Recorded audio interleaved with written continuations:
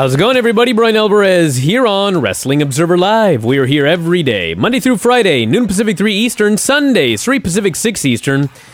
We got a lot to get into here today. I scheduled Dr. Lucha for the final segment of the show so we could take a load off, so to speak. We've got Crown Jewel coming up on Friday. It's all everybody's talking about. John Cena's off the show. Daniel Bryan is off the show. Daniel Bryan and AJ Styles did their championship match on SmackDown last night. And afterwards, Samoa Joe ran in and attacked AJ Styles. AJ demanded the match for Crown Jewel. So Daniel Bryan, AJ Styles, now AJ Styles, Samoa Joe, coming up on Friday. And then today, the hits just keep on coming. While no official announcement has been made, a notable name now being advertised for Crown Jewel, WWE's events page for Friday's show now lists Hulk Hogan among the featured superstars. The events page has also been updated to reflect the changes that were made on this week's television, with Bobby Lashley replacing John Cena in the World Cup tournament and Samoa Joe replacing Daniel Bryan in the WWE title match. Names listed on the show: Lesnar, Strowman, Triple H, Shawn Michaels, Undertaker, Kane, Randy Orton, Joe, AJ, Lashley, Kurt Angle, The Miz, Jeff Hardy, Rey Mysterio, Seth Rollins, and Hulk Hogan. In an interview with the Orlando Sentinel last week, Hogan indicated he would be appearing at Crown Jewel. Says he was looking forward to going to Saudi Arabia with the WWE, looking forward to WrestleMania. Moving forward at a rapid pace, he said. He was reinstated to the Hall of Fame in July, met with the WWE locker room at Extreme Rules. He addressed the situation. He apologized for the racist diatribe that was made public, led to him being fired by the company in 2015. Then they did nothing with him because the apology didn't go over well. And as of this exact moment, he has been removed from the event page for Crown Jewel. All I can tell you is a couple of days ago, it was actually Monday. It was Monday during the first segment of Raw.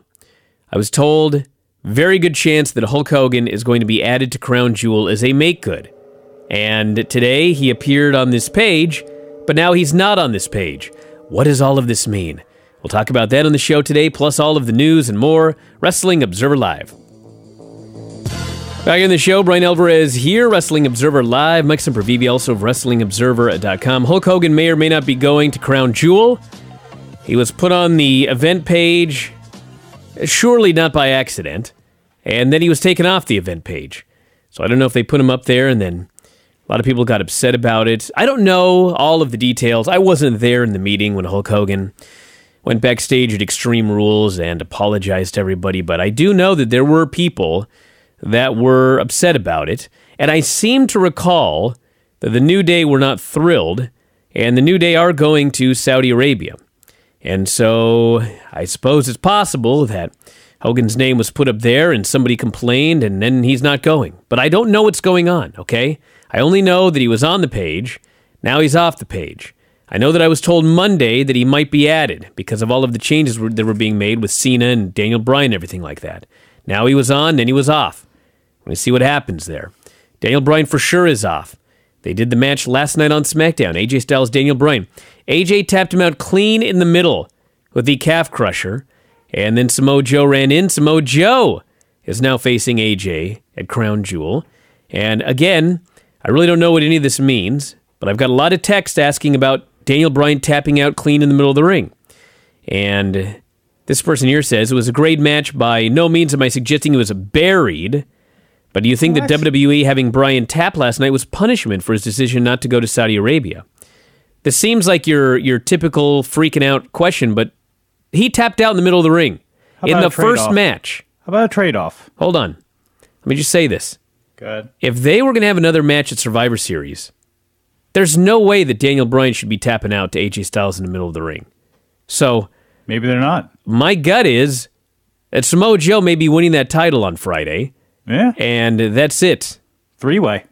Well, I didn't even know if you need to do a three-way. Just do a singles rematch. You may not. Yeah, absolutely you could. But if you wanted to spice it up, and you could throw it with a three-way. Again, I don't know what direction they're going to go with Daniel Bryan after this anyway. But, I mean, I don't think that's a burial. I think that's a trade-off. Now, if next week Daniel Bryan loses dead square in the middle of the ring to whoever, and then it happens the week after that, and he is made to look foolish and on and forever and ever, then okay, you got a burial going. But for right now, he didn't want to go Saudi Arabia. He was announced on the show. He was in this match with AJ Styles for the title. He didn't want to go.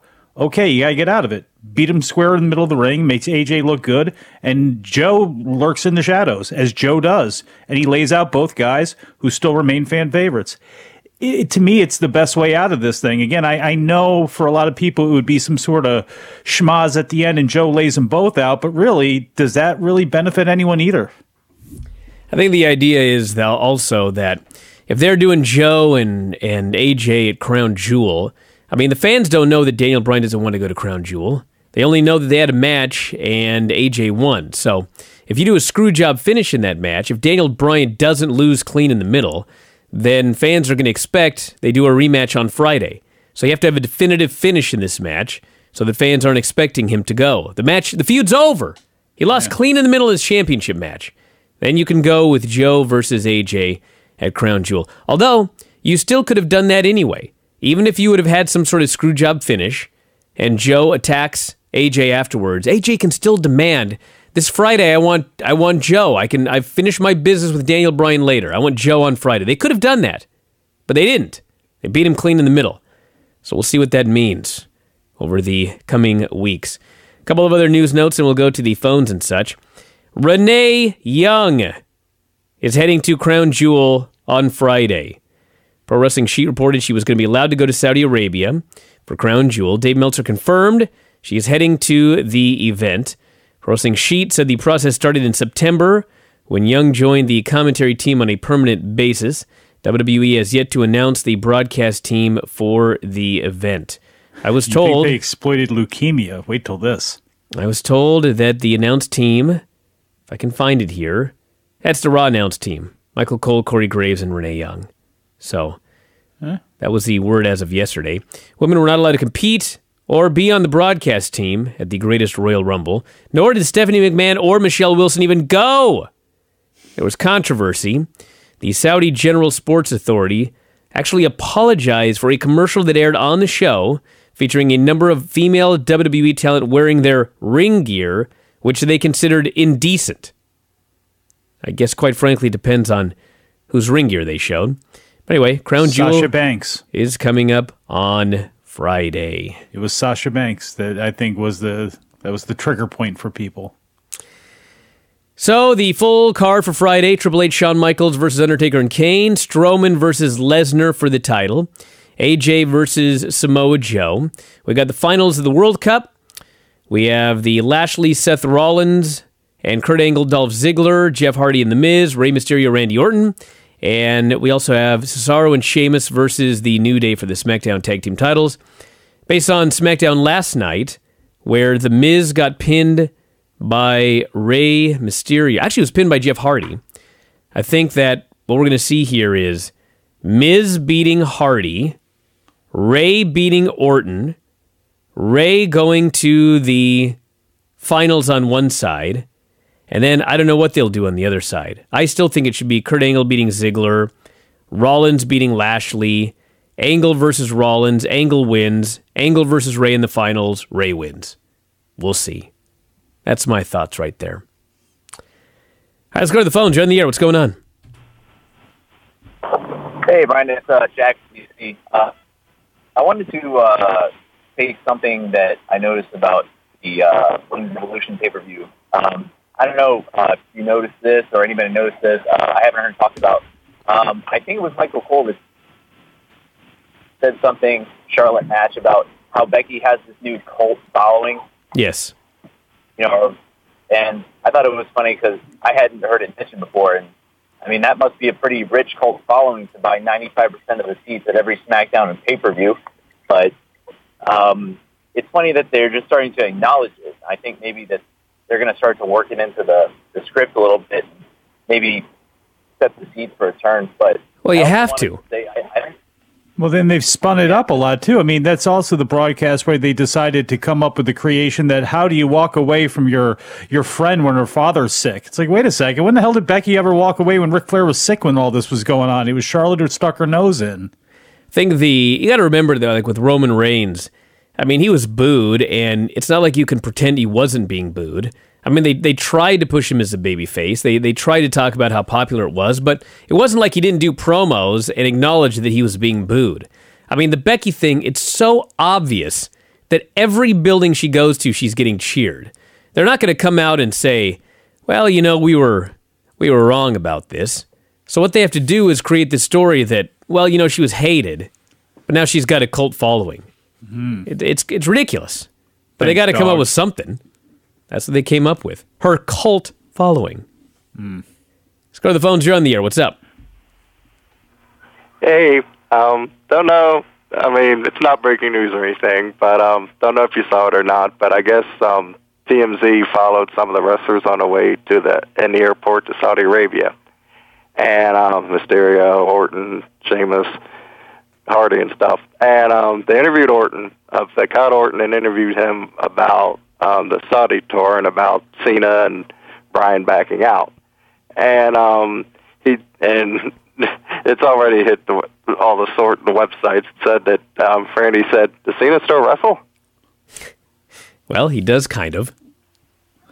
Yeah, he just kind of just really blew it off. It sounded like he was kind of a little bit mad about it. I don't know, but it was still, and it was kind of funny at the time. But yeah, about the Becky thing. I mean, do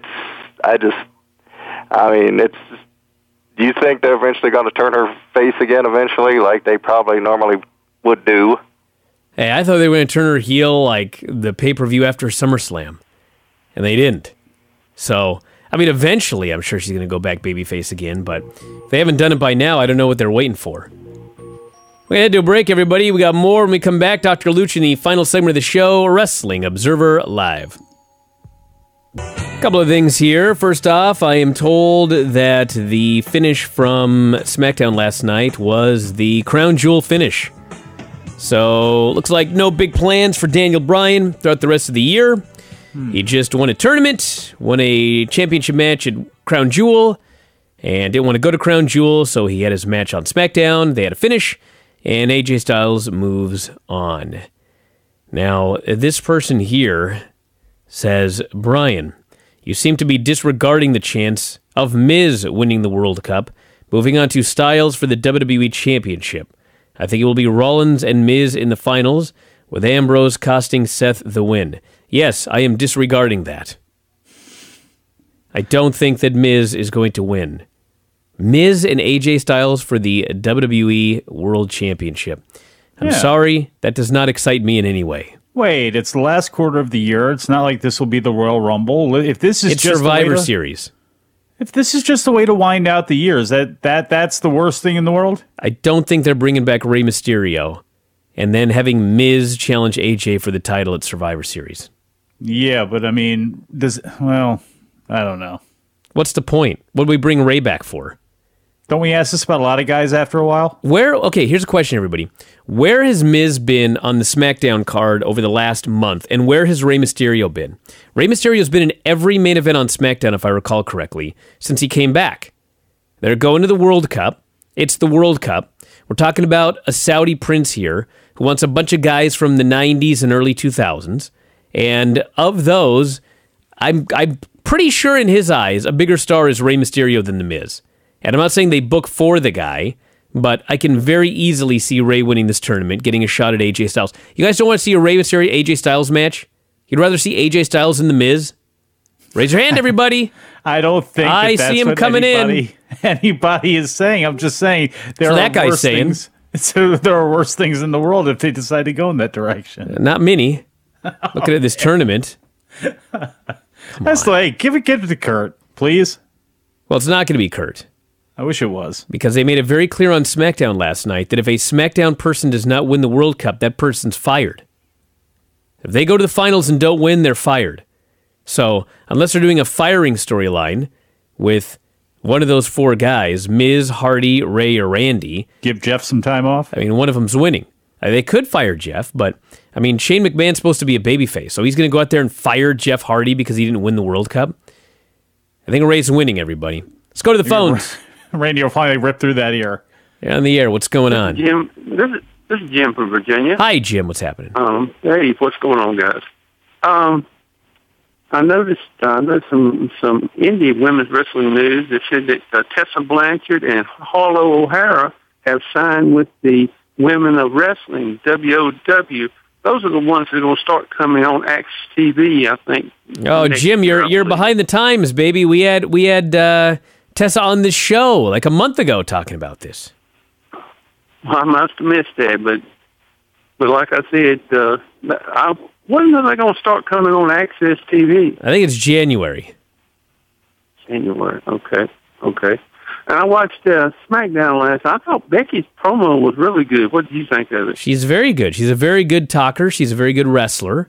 And she's a great champion right now. She got a new shirt, I Am the Man. I wondered if it said woman or man. It's definitely I'm the Man. I couldn't tell it. Okay. Now... That's a great shirt. Question. That's a great. You can sell it to women. You can sell it to men. Damn right. Mm-hmm. Sell it to anybody. Or should put Who's Your Daddy on it. You know? It's not a bad one either. Now, Big Sun Energy. Got a quick question. Who is the greatest women's wrestler of all time? Trish Stratus, Hobbs. Oh, get out of here. She's up there. I love Trish Stratus. No, I mean, like, seriously, Jim, I mean, that's a hard question because of eras and everything else. I mean, Penny Banner somebody asked that on my Facebook page the other day. I just wondered what y'all thought. I mean, Byers. I mean, with the women like Mildred Booker and June Byers. How about Manami Toyota? Mm-hmm. Yeah, I mean, she outranks June Byers. Well, I mean, you're going to get the old heads that will talk about the lore and their grappling ability and all that sort of stuff. But yeah, I mean, Manami Toyota, Akira Hokuto, even though her career was a little bit shorter, both of those women and a lot of those women in All Japan women's of that time period, they probably are going to be the ones that rank out. But obviously we've got a new generation of women and athletes that are in the business now. So it's tough to really kind of narrow it down to one. It all depends on what you like and what style you like. This person here says, winner of the tournament doesn't need to get a title shot since Survivor Series is next and we're likely getting Styles versus Strowman. Then we can get The Miz at TLC. We're not going to get The Miz winning this tournament. Do I need to make a monetary bet right here? What if Miz doesn't win the tournament but still gets the title shot? I mean, that can always happen. They got to give title shots to people, but... This person says they would be setting up Miz and Bryan for WrestleMania by Miz beating Styles for the WWE title. Miz already said he'd be next up for the WWE title after Crown Jewel. Yeah, he's doing a promo because the winner of the World Cup gets a championship match. Actually, I don't even know if the winner of the World Cup gets a championship match. Ray is a face, Bryan. AJ needs a heel guy to feud with. Oh, like Bryan? There's another one. I rather would see Miz versus AJ than AJ versus Ray. So there's a guy for you, Mike. It's just... This person says, I think Miz and Angle go to the finals. Miz loses, gets fired from SmackDown, and moves to Raw. Why, though? I don't know. Why? Because Miz is an A-lister. He's falling for the gimmick here. Okay. Person says, I don't think any world title contenders will come out of Crown Jewel since Survivor Series will be World Champ versus Universal Champ. Well, yeah, we still have TLC coming up. So we got to do that. Morally, or I don't see any reason for Hulk Hogan to make an appearance at Crown Jewel. I can see him being in the back, but any sort of in-ring segment would not be wise, morally or even business-wise. I'm sure they're gravely concerned about... Give me a break. As soon as Hogan announced that, it was like, you got people like, yeah, how could this be worse? Like, a 10-bell salute to Benoit was what one person said. I'm thinking like maybe after the Crown Jewel event, they'll actually debut like Zahorian MD or something like that. Like it's almost like, well, we've already said this is for the money. We've debased ourselves and we know this is a hot mess. So we're just going to like pile it all on at one time. It's almost like trolling. Spurs says, why do they want them to turn Becky? Did they not see that great babyface run that Bayley had last year? Well, there's no guarantee that just because she's a babyface, they're going to treat her like Becky. Or like Bayley. Becky had a great babyface run. Then they gave her the title and turned her heel. This person notes, Joe and Strowman can meet and then win the title. Joe and Strowman can win the titles and then meet at Survivor Series. Yeah, you could do that. I was thinking that last night when Joe was killing everybody. I was like, I want to see Joe and Strowman. That'd be awesome. Did they have a good match, or did they have was it disappointing? Did they have the good one? Joe and Strowman? Or was it Joe and Lesnar had the good one? Joe and Lesnar. Yeah, okay, so that's right. So Joe and Strowman was a little disappointing then, from what I remember. This person here says, Samoa Joe wins the title on Friday, holds it for a while. Conquering babyface Daniel Bryan beats Joe at WrestleMania to complete his comeback journey. The story writes itself. Well, write it in your brain, because I don't know if you're getting to get that story next year. Listen, I think they're going to be... I just don't see them going all the way with Daniel Bryan. He was retired for 3 years, and he scratched and clawed his way into getting a doctor to clear them and them to go along with it. Like, whether or not he passed whatever test he had to pass to get clearance to wrestle again, this guy's had like a dozen concussions or more. Like, they're going to use him and they're going to push him, and maybe he'll get another title run someday. But I'd be very, very surprised if they just built everything around him again. It's too much of a risk. He'd probably even say that. Well, do you put him then in that situation in a John Cena type position over the last couple of years where it's a high profile, it's a shiny match, but still, you can say he's in one of the 6 main events that they advertise on the show? Yeah, that's kind of what they're doing with him right now. But so, well, because people hated the people that didn't like the Miz and Maurice and stuff with he and Brie. It's like, well, in a way, he's shining, and there's a segment of people that like this and they love doing this stuff. It's not, but as far as the wrestling goes, that they didn't like that. So it's like if he's in one of those positions where the match is really shiny but doesn't mean a whole lot, at the end of the day, are people going to be okay with that? Spurs says, tell Mike it was Carmella that was shown on the screen, not Sasha. It was her in her leotard. Oh, Jesus. I remember that one. Insanity. Not if you saw that leotard. Oh, it's her and R-Truth. Are we gonna have dancing? It's unfortunately no dancing in Dude, they're my favorite act in WWE right now. She is so great. And 2 months ago, I was going to quit that show altogether if she had one more main event. Now they're my favorite. Well, that's it. She didn't need a title. She didn't need that. Her personality is fantastic. She's great at what she does. Wrestling right now is not that thing, so utilize her to her strengths. Now, I wish she can do a little more than just stand there with the mic, but this is fantastic as far as the act goes with R-Truth. It says, based on the format, it's likely we will get Braun or Brock versus Joe or AJ at Survivor Series, Nakamura versus Rollins, Becky versus Ronda happening. Yes, that is what we're going to get. The winner of the World Cup can get a championship match at any time. They could get on SmackDown. They could get it at TLC. They're already announcing TLC matches. Braun and Drew has been announced for that show in local advertising. So they've got to have a challenger for AJ. And if AJ is wrestling... All right, let's say that AJ retains the title. He's wrestling Braun Strowman at Survivor Series, okay? It's Raw versus SmackDown. Who does he face at TLC 3 weeks later? Just going to randomly do a battle royal and the winner gets a shot at AJ? Or do you say, hey, Rey Mysterio, the winner of the World Cup, is getting the shot at AJ at TLC? That's the easy way to do it. Yeah, you can do it the hard way, you can do it the stupid way, or we could do it the easy way. I always go with the easy way. Let's get Dr. Lucha on the show. Wrestling Observer Live. Holy smokes, we're back here on the show. Brian Alvarez here, Wrestling Observer Live. Mike Sempervive, also of WrestlingObserver.com, and we are not talking about Crown Jewel. The Doctor of Lucha is joining us here today, and we got a lot of stuff from Mexico to talk about here, including, yes, Dia de la Muertes, where all of the losers dragged to hell. The smoke and burning and gnashing and wailing of teeth from hell is coming up in just 48 hours. Holy smokes. Why is it not today? It is today because today is the 31st, and that's Halloween in the U.S., but Dia de Muertos, I see, November 1st Dumb American. Apologize. In Mexico. Dumb half Mexican here. Wrong half here, buddy. In Mexico. Although because their main show of the week is Friday, it's the Friday closest to November 1st each year. Sure, exactly. I love this show. What do we got coming up? Do we got big names? Very interesting main event because we've got Pentagon or Penta El Cerro Miedo and Rey Fenix are in the main event. The Ultimo Guerrero is in the main event on the opposite side. I think you see on the side, but Ultimo Guerrero is there, and it's it's just for a background, for a setup for those people who aren't familiar with the show.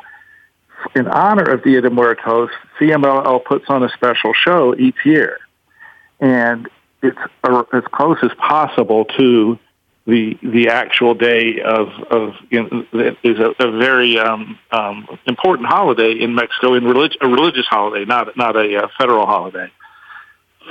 They will generally have the people in the top matches. It used to be everybody, but now the people in the top matches dress in special costumes, which are normally very, symbolizing death, destruction, and the sorts of things you would expect to find for somebody who had been burned or killed or mutilated. It used to be a little more kid-friendly, and people would bring their actual kids to the ring with them, but they've gone away from tying it into Halloween, and they've gone much more into the dark side. In the last 3 years, they've had wrestlers and or security guards at ringside painted up as demons to carry away the losers out the side door under the guise of dragging them to hell.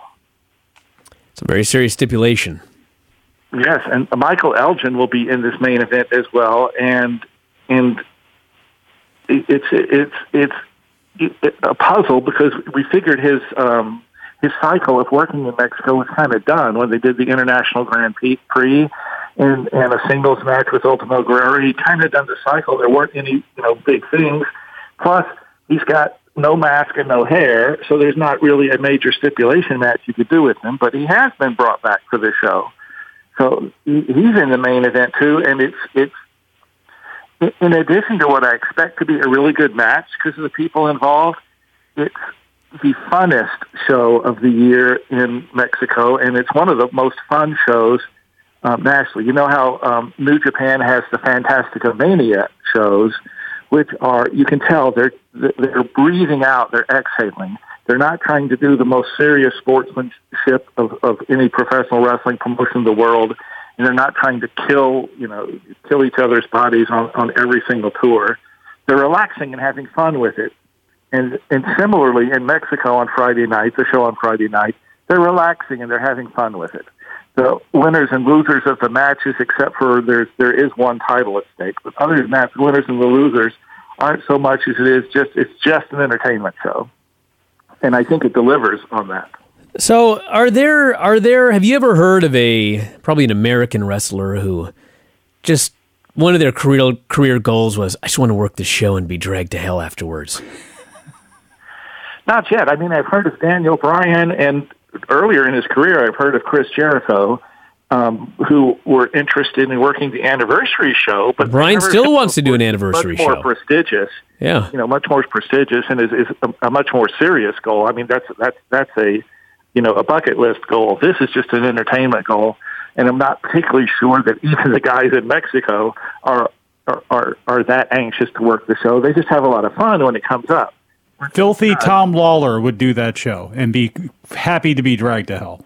Sure, I'd do it. And they're currently in of course you would. You'd take the they L. were stronger in the past, but Lucha Vavoom has done Halloween shows that are fairly similar. This one will be cleaner on Friday night. I mean, it'll be more family oriented. But they've done shows in Incredibly Strange Wrestling out of California back in its day.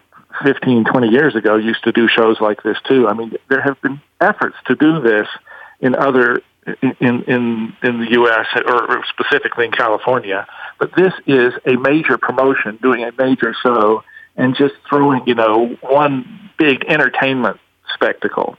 The women who dance at ringside will be all dressed in really odd costumes.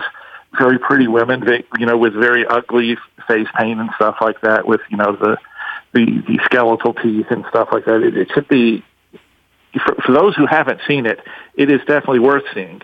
Now, one adviso, the CMLL also repeats this show with different wrestlers on its Sunday and Tuesday shows, and every year those are always major disappointments. The guys are really just going through the motions on those two shows.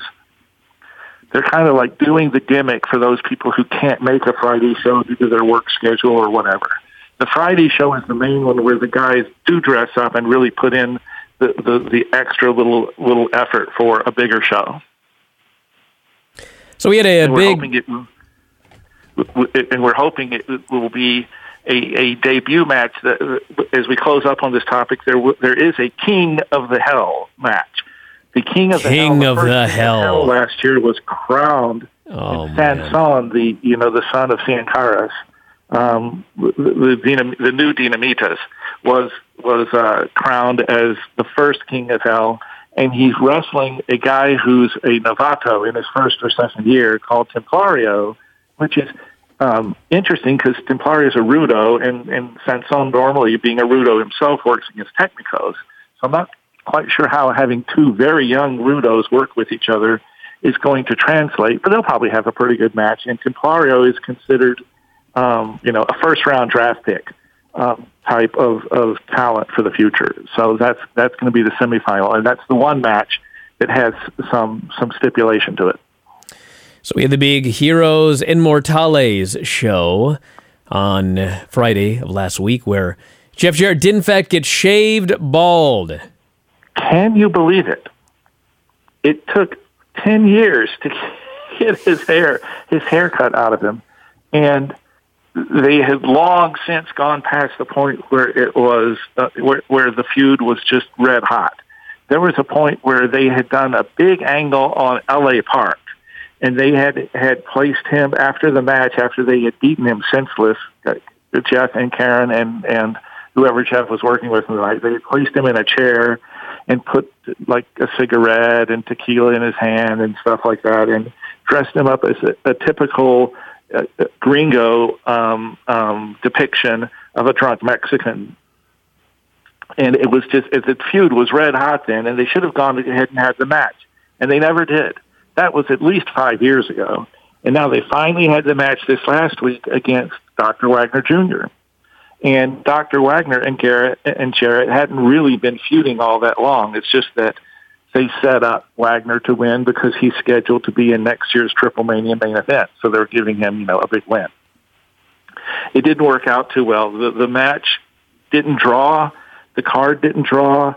And the match, the people who were there were into the match, but the match was a lot of, lots of bells and whistles. They didn't really have a good match. They had an interference match and a foreign objects match. And I know you could make a good match out of that, but to me, it was a real disappointment.